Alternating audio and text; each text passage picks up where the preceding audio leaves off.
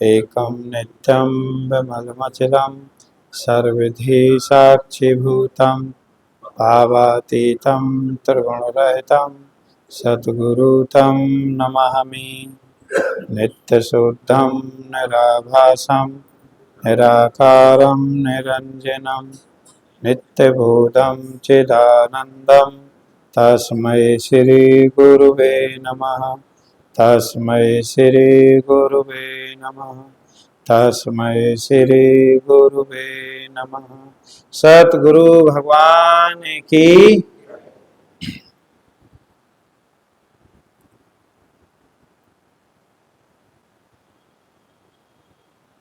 सच्चाई तो ये है कि आप सभी बहुत पुण्यवान पुरुष। गिरजा संत समागम सम लाभ न कछुआन। ये बात कोई और नहीं कह रहा, भगवान शंकर जी मां पार्वती से कह रहे हैं कि हे गिरजा, मनुष्य जीवन में सबसे बड़ा लाभ है संतों का समागम। तो वह आपके जीवन में है। संतों की कृपा से ही हमें सत्य का पता चलता है। किसी संत ने लिखा है कि संत न होते जगत में तो जल जाता संसार। उसे ही जल रहा है। आग लगी आकाश में झर झर गिरत अंगार, और जो ना होते संत जन तो जल जाता संसार। आकाश माने अंतःकरण में सबके आग लगी है। इसीलिए आपका जीवन बहुत अच्छा जीवन है, क्योंकि आपको अपने जीवन में वह सतगुरुदेव मिले हैं जिन्होंने आपका देह भाव हटा करके आत्म स्वरूप परमात्मा का दर्शन कराया। अपना विषय चल रहा था कि वास्तव में ये आत्मा में एक देह से दूसरे देह में गमन करना, पिछली बार प्रसंग था वासान से जीवाणी। जैसे कोई मनुष्य पुराने कपड़ों को उतार करके नए कपड़े धारण कर लेता है, इसी तरह ये जो आत्मा है ये पुराने शरीर को छोड़ करके नया शरीर धारण कर लेता है। पर ये ऐसा उपाधि के कारण होता है, ऐसा है नहीं। ये बड़ी समझने की बात है, क्योंकि भगवान ने आगे कहा है नैनम छिन्दन्ति शास्त्राणि। इस आत्मा को शास्त्र काट नहीं सकते। इस आत्मा को शास्त्र काट नहीं सकते, क्योंकि यह आत्मा किसी के द्वारा काटा नहीं जा सकता। नैनम दहित पाप का, ना इसको अग्नि जला सकती है। आग की भी ताकत नहीं कि आत्मा को जला दे। ना चैनम कलेदंती, इसको ना शोषती मारुता, यानी वायु इसको सुखा नहीं सकती, जल इसको गीला नहीं कर सकता, अग्नि इसको जला नहीं सकती, शास्त्र इसको काट नहीं सकते।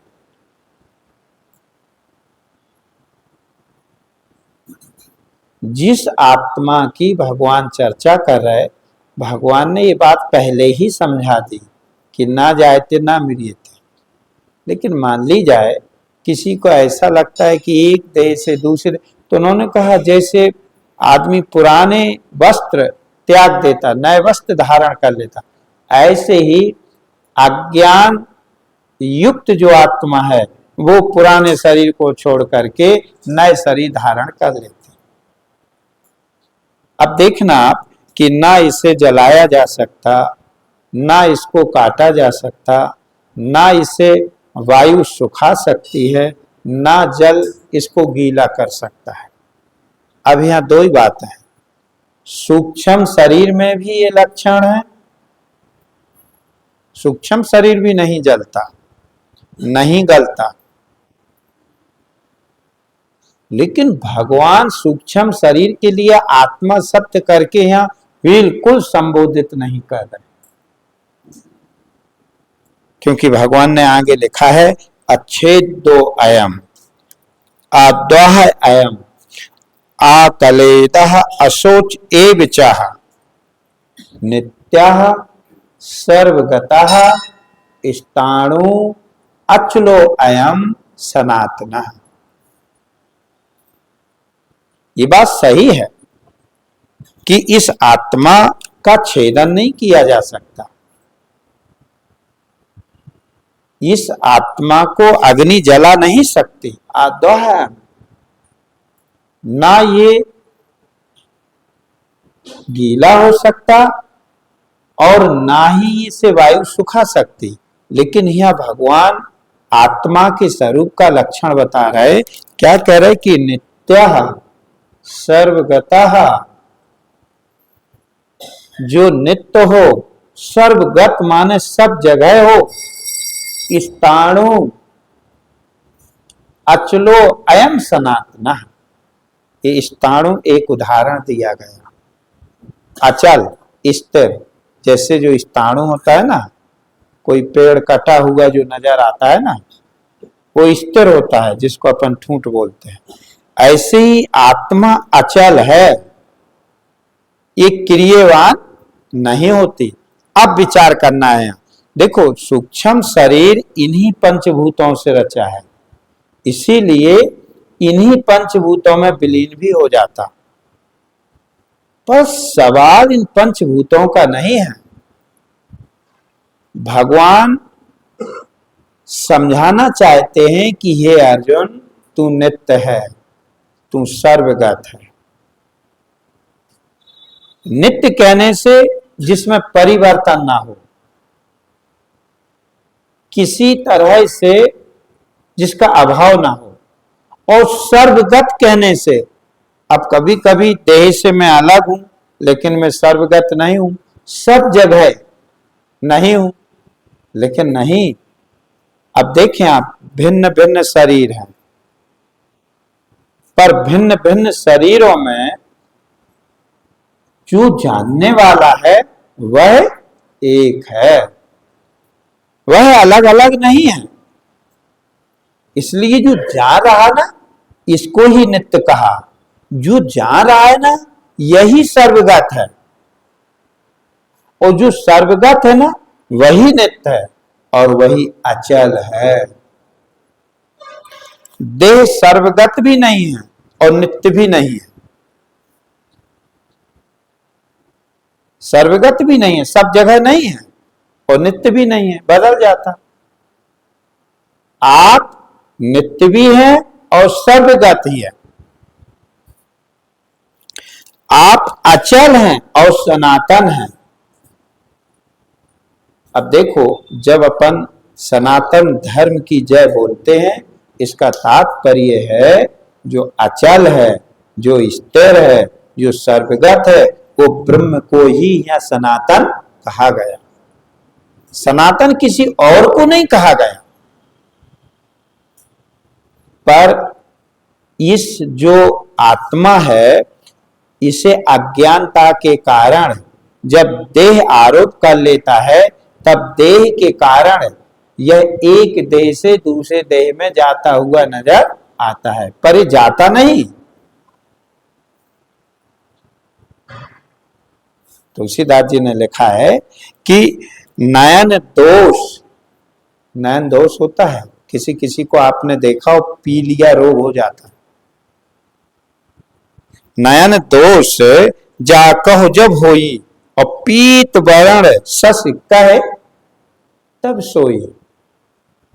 पीला, जिसको पीलिया रोग हो जाता, नेत्र में दोष आ जाता, तो कहते हैं उसे पीला दिखता है चंद्रमा, पर पीला होता नहीं। ठीक इसी तरह जो आत्मा नित्य है, जो आत्मा सर्वगत है, जो आत्मा अचल है, जो आत्मा सनातन है, उस आत्मा में देह के धर्म आरोप कर देना, बस यही ये दोष है। और इस दोष की निवृत्ति बिना सत्संग के संभव ही नहीं है। इसलिए इस दोष की निवृत्ति के लिए ही हम संतों के सानिध्य में आते हैं। और इसीलिए भगवान शंकर कह रहे हैं कि हे पार्वती जी, संतों के समागम के समान इस जीव के जीवन में और इतना सुंदर कोई लाभ नहीं हो सकता। जो 3 लोकों के स्वामी हैं, ऐसे भगवान शंकर जब इस सत्संग की महिमा का गान कर रहे हैं, तो आप विचार करके देखिए कि आप उसी सत्संग में, संतों के समागम में, संतों के श्री चरणों में बैठे हो।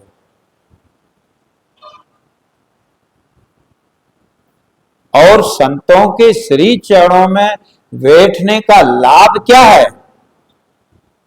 अपने अविनाशी स्वरूप को जान लेना। और जिसने भी जाना है, संतों के समागम करके ही जाना है। भगवान ने वो बात कह दी कि तुम तत्व दृष्टियों के सानिध्य में जा। जो तत्वदर्शी है ना, उनके सानिध्य में जा। तो तत्वदर्शी कौन है? वो संत लोग ही तत्वदर्शी है।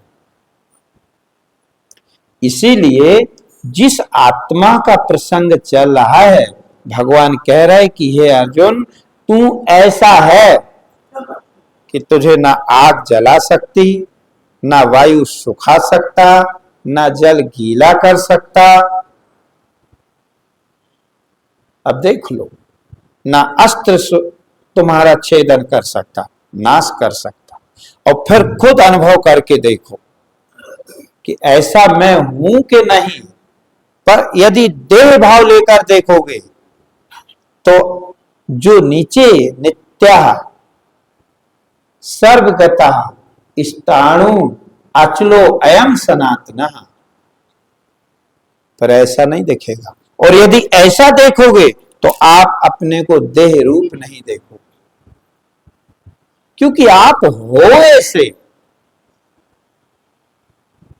ऐसा नहीं कि आपको हम अचल जन्म मृत्यु रहित, जो आप सर्वगत हो, ये कोई हम बना नहीं, ऐसे हो आप।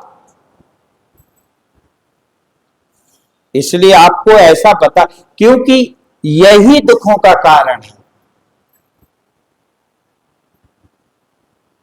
संसार में दुख का हेतु और कुछ नहीं है, अज्ञान ही दुख का कारण है।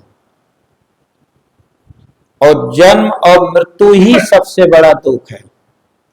जन्मत मरत दुसह दुख होई। भगवान कह रहे कि जन्मना और मरना इससे बड़ा। और इसीलिए भगवान श्री कृष्ण अर्जुन को बार बार ये बतला रहे हैं कि हे अर्जुन, तू जो अपने को जैसा देख रहा वैसा तू नहीं है, और जैसा तू है मैं देखता हूं वैसा तुझे। इसलिए मैं बता रहा हूं कि तू कैसा है। अर्जुन, तू अपने को नहीं देख पा रहा। अच्छा, जैसे अपन गुरु सानिध्य में आए तो हम जैसे थे हमने अपने को वैसा देख पाया कि गुरु ने हमें बताया कि तुम कैसे हो। अगर गुरु ना बताते तो आज जैसा आप अपने को आप देख रहे हो वैसा देख पाते क्या? आप तो अपने को कुछ और ही देख रहे थे, हम तो अपने को कुछ और ही देख रहे थे। हम तो अपने को संगात रूप देख रहे थे, हम तो अपने को जन्म मृत्यु वाला देख रहे थे। पर गुरु ने जो दिखाया वास्तव में हम वैसे ही थे। तो अर्जुन नहीं देख पा रहा कि मैं कैसा हूं, पर भगवान अपने को भी देखते हैं कि मैं कैसा हूं, और अर्जुन को भी दिखा रहा है कि तू कैसा है। इसलिए भगवान अर्जुन को दिखा रहे हैं कि अच्छेदो अयम, हे अर्जुन तू कैसा है, तेरा छेदन नहीं किया जा सकता, है ना। नित्यः सर्वगतः स्थाणु अचलो अयम सनातनः, हे अर्जुन तू ऐसा है, ऐसा देख अपने को, तू सर्वगत है, तू नित्य है, तू अचल है, तू ये देह जो जलने गलने वाली है, देह का छेदन हो जाता, अस्त्र शस्त्र से कट जाती, देह को आग जला देती, देह को जो है ना जल गीला कर देता, डाल दो देखो धीरे धीरे गल जाता, देह को वायु सुखा देती, पर हे अर्जुन तू देह रूप नहीं है, तू पंचभूत रूप नहीं है, तू चैतन्य स्वरूप है, सर्वगत है, तू अचर है, नित्य है, सनातन है। और देखो जो गुरु ने दिखाया और फिर जैसा आपने अपने को देखा वो यथार्थ देखा, और जो आपने देखा था, जैसा आपने अपने को देखा था, वैसा आपने यथार्थ नहीं देखा था। इसलिए तुलसीदास जी ने भी इस बात को लिखा है कि सो कह पश्चिम भय दिनेशा। इसलिए नारायण आप चेतन स्वरूप हैं, आप आत्मा हैं, आप उत्पत्ति नाश से रहित हैं, आप ना स्थूल देह रूप हैं, आप ना सूक्ष्म देह रूप हैं, आप ना कारण देह रूप हैं, ये जड़ हैं, आप चेतन हो, ये असत हैं, आप सत हो, ये विकारवान हैं, आप निर्विकार हो, ये चल स्वभाव वाले हैं, आप अचल हो। ऐसा जो आपका स्वरूप है वो भगवान श्री कृष्ण बता। इसलिए गिरजा संत समागम सम लाभ न कछुआन, भगवान शंकर कह रहे हे गिरजा संतों के समागम के समान आपके जीवन में कोई, और इसी लाभ जो संतों का लाभ मिला ना आपको, इसी से ही आपको अपने अमृत स्वरूप आत्मा का दर्शन हुआ, कोई दूसरा और लाभ नहीं हो सकता। बोलिए सच्चिदानंद भगवान की, सतगुरु भगवान की, सत्य सनातन धर्म की, ज्ञान स्वरूपेश्वर महादेव की। शिवो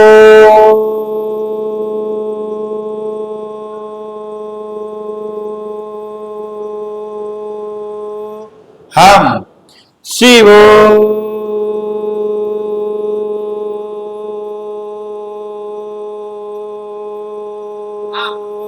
हम, शिवो